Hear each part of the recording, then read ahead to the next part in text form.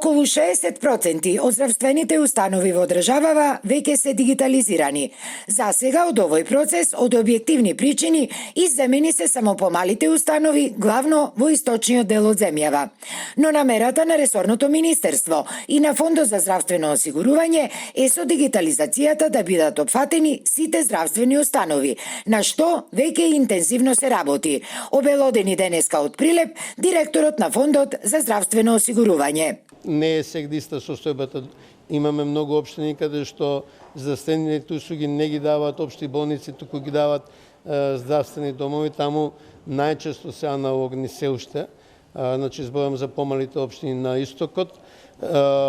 Веќе е завршена дигитализацијата во општата болница во Кичево. Набрзо ќе бидат и другите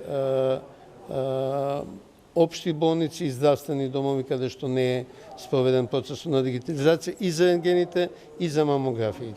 Општата болница во Прилеп е првата каде што денеска официјално беа предадени во употреба два современи кабинети со дигитална апаратура за рентгеноделението и за педиатрија.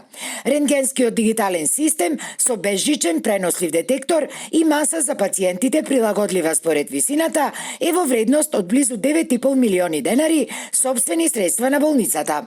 А додека ЕЕГ апаратот за педиатриските пациенти е донација и е во вредност од 28.000 евра и е прв таков апарат надвор од педиатриската клиника во Скопје. Денес ми е драго што ја направивме последната аналогна снимка во рентгенодделот во Прилеп и на тој начин ја затворивме таа стара аналогна ера и влеговме во дигитално време. Оваа набавка, последната нови рентген апарат, во поновата историја на Општа болница Прилеп од независноста до денес е поединечно по материјални средства најголемата и најскапата јавна набавка на медицинска опрема. Со овој кабинет и со кадарот кој што ќе работи во него, нашето одделение се поставува како лидер во невропедиатриската грижа во регионот. Кабинетот е наменет за видео ЕЕГ, метода која што е златен стандард во современата детска неврологија.